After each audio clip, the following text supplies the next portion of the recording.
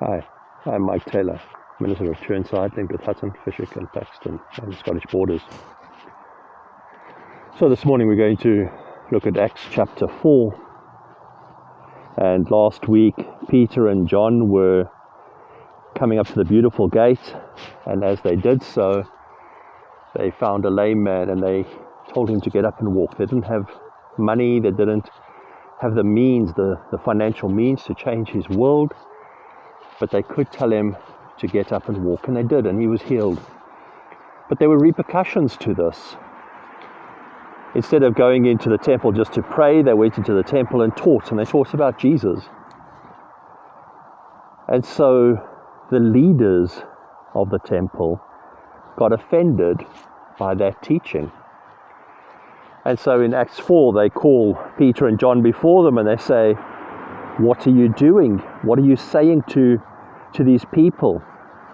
You're upsetting the apple cart here."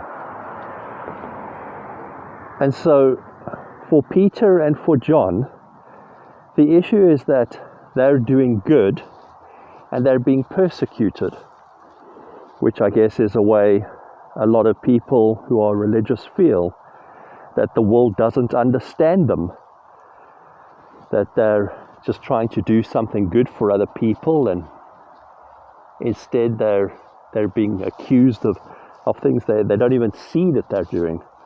They're accused of destabilizing, of radicalizing. So what's in it for the priesthood?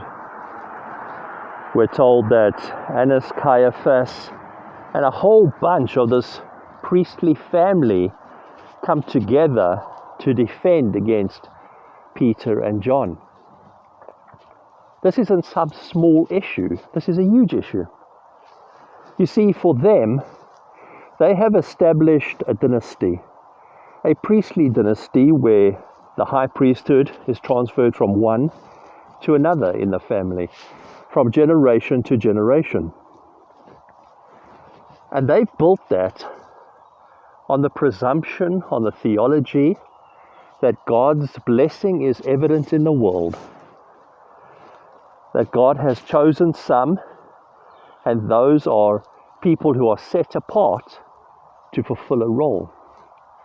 And so they're not only defending their theology, their beliefs, but they're also defending their power in society.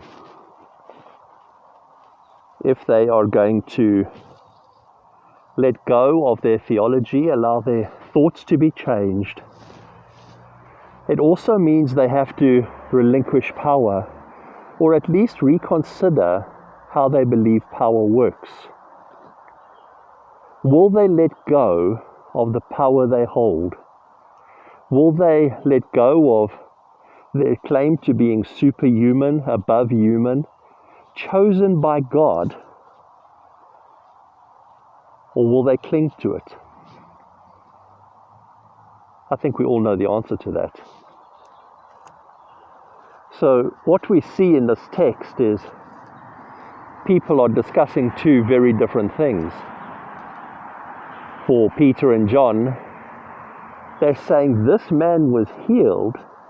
That's a good thing. How can you be upset that someone was healed, that someone can walk, that someone can go home and pick up his children or pick up his nieces and nephews, can actually contribute to society?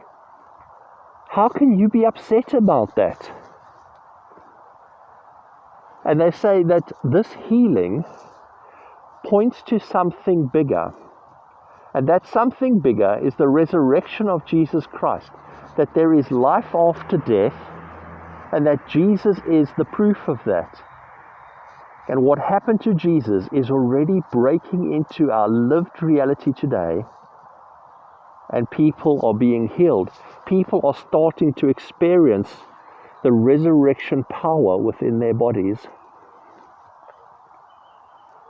For Peter and John, it's a beautiful thing. Who wouldn't want a society where everyone is healthy, everyone is whole, everyone has food, everyone has safety, everyone has a house? But you see, That's not what the Sadducees, Annas, Caiaphas, what the priestly family are worried about. Because they have a different theology. They don't believe there's life after death.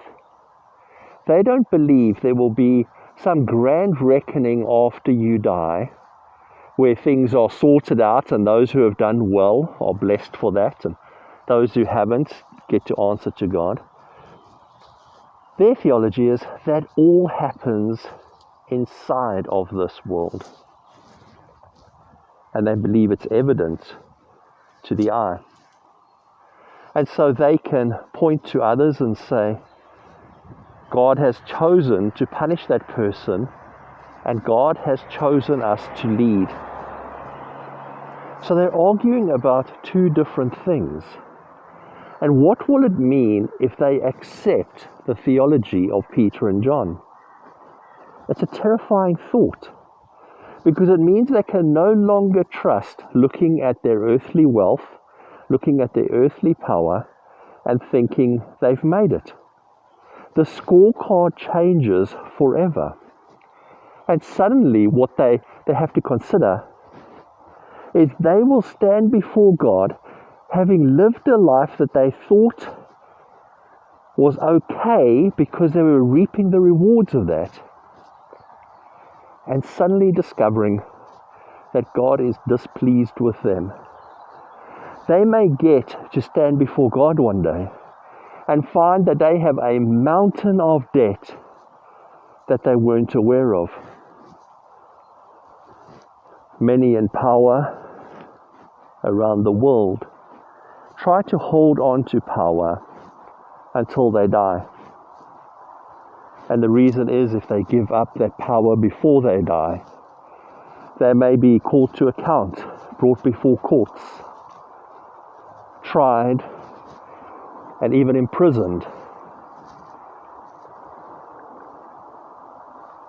How do you measure whether what you're doing is right or wrong? Do you look at your wealth, your comfort, your peace of mind and say, well, that's a clear measure that I'm getting it right? Or do you look at the influence that you have on others? Are you changing and improving other people's lives? Are you bringing heaven to earth? What really struck me about this passage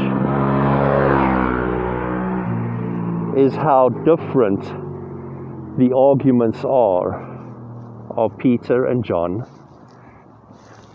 and the priests. And I wonder how often we argue about different things and don't understand why we're not making progress in our relationships. I think of the husband who leaves, yes, I'm picking on the guys, who leaves a cup, a coffee mug in the lounge on the table and wanders off to bed. And his wife says, couldn't you just take the cup?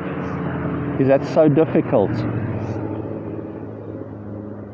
And for the husband, it's just a matter of picking up a cup and taking it to the kitchen.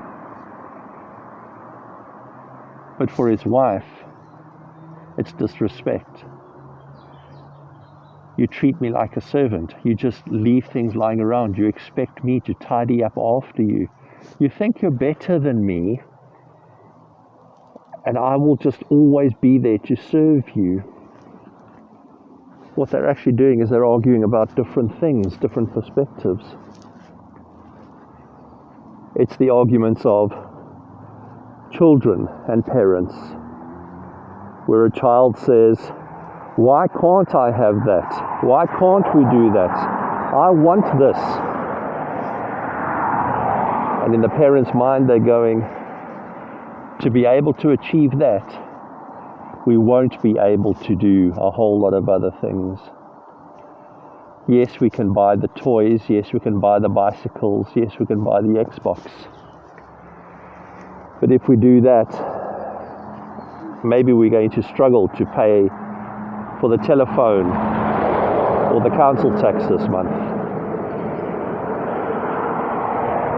And even though what the child is asking for isn't inherently bad, the consequences are severe to the parents. I've been thinking about our community, where we are helping people through the food larder and similar activities. And while that is an outward act, like Peter and John healing a lame man, it has far-reaching repercussions. Because what does it mean about what we believe about society? In a society where we believe you have to work hard to earn, to buy what you want. And now we're saying, help yourself.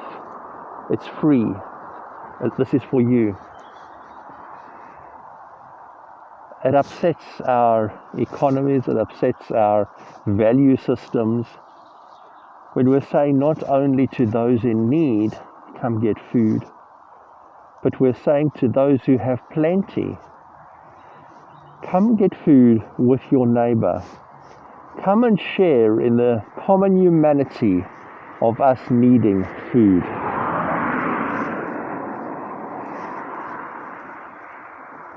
Some would reject having a larder in Churnside because for them it's acknowledging poverty. They're scared that acknowledging poverty brings with it other consequences, maybe reduced property prices.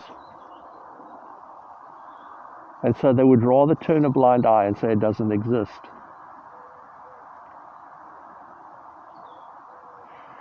How often are we arguing about different things as if they are the same? I think often when we speak about same-sex relationships, that's exactly what we're doing. For some people, they're saying, here are two people who love each other, who are committed to each other, who want to spend their lives together. How can that be wrong? How can that be bad? How can we step in the way of that? And so they're arguing for that kind of relationship. Others are arguing, and in their image, their mind, they have an image of gay nightclubs where people are having connections with 2, 3, 4 people, living a licentious life, a day-to-day craziness. And they're going, that's what this leads to. And they're actually arguing about different things. And even my most open-minded friends struggle with the image of promiscuity because of the destructive nature of it, the way it actually hurts people and doesn't build them up. And so if we were talking about the same thing and everyone was talking about promiscuous lifestyles, multiple partners, I think everyone is on the same page. It's not a good thing. If we could actually start talking about people who love each other, who are in committed long-term relationships, who are good for each other, who build each other up, most of us would probably say, well, that's a different issue. And I'm more inclined to be open to that. The same is true of the ending of life, abortions, terminations. So when some people speak of terminations or abortions, they're seeing it as a birth control method. They're speaking of a young lady who goes out and dances all night in a nightclub, goes home with some guy, and the next morning goes, oh no. A few weeks later, she has a termination. She aborts the baby. Once again, I think most of us would agree that's not a great way to live. That's destructive and harmful and really, really hurtful. But other people are speaking about a lady who has 3-4 children already, who is struggling with a mother who has dementia. Her and her husband have maybe been together for 20 years. And she finds that she's about to have another baby. Maybe the contraceptives didn't work. Who knows the cause? And so to add another child to the mix will just be overwhelming. It'll be overwhelming to her nurture of her children. It'll be overwhelming to her care for her mother. It'll be overwhelming for her own mental health and could maybe even push her over the edge. We need to make sure we're talking about the same things. We cannot have these blanket discussions that speak in absolutes every single time. That's what's happening a little bit in Acts chapter 4. There's a family who sees the healing of a man. That's a great thing. But the message that goes with it is that this is proof of a resurrection. This is proof that you will be accountable after you have died. That the scorecard isn't tallied up on this earth in this lifetime, but it actually gets tallied up at another time. And it means they stand to lose everything they have, because they have to reconsider in light of eternity whether their life is acceptable, whether their treatment of widows and orphans and aliens is acceptable. The other hand, you have Peter and John, who, as mentioned in the text, are uneducated. They've been with Jesus. They're hands-on. They know what's going on the ground. They're thrilled by this theology, but they struggle to comprehend the full ramifications of it. They don't see that what they're doing is launching a revolution against the social and religious order of Israel. They're challenging the very foundations of their society. The text ends in a lovely way. Acts chapter 4 ends with those who follow Jesus adopting this new way of being. Their belief that there is life after death changes the way they live life before death. Suddenly life is not about accruing, owning, or even passing on inheritance.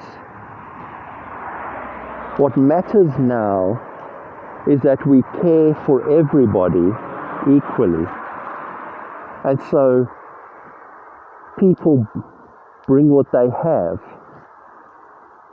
and they pool it together and they share it so that everyone has enough. Some go so far as to actually sell properties. They believe so much in the distant future of life after death that they're willing to sacrifice their inheritance values this side of death. And they share it with others. And there's a Levite by the name of Barnabas, the encourager. And he too contributes. Why is he significant? Because he's a man from that priestly order. He's a man who is part of that system that is sustained by the belief that everything that is worth something happens in this life. but we see a conversion. And what happens when someone's heart changes is that their action changes. There is evidence of their value system being changed. Peter is also changed by Jesus from an uneducated person to a man who speaks with boldness, speaks with integrity, speaks clearly, who articulates the gospel in ways that hundreds and thousands of people around him are moved to faith. The Spirit of God is clearly upon him and upon this new movement, which also is daunting for the old established regime. So just to note, as we continue through Acts, that at this point, Peter is firmly the leader of the new Christian movement. That this new Christian movement is founded on the theological premise that what matters most in life does not happen in life. What matters most happens after life. But that resurrection is not only after we die, but resurrection breaks into this world, and we are called to be part of that here and now. It's challenging to us. It's challenging to us because so many of our systems work on a let's judge now premise. If you look at your life and think this isn't all there is, how does that leave you feeling?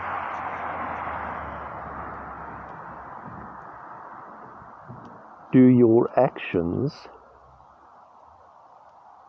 coincide with what you say you believe? Or is there a dissonance between the two? I pray this week that heaven will break into your life. I pray that where there is hurt, that there will be healing. Where there is pain, that there will be soothing. Where there is grieving and mourning, that there will be comfort and joy. I pray that for all who struggle, that we will sense the resurrection power of Jesus breaking into this world already. May God bless you.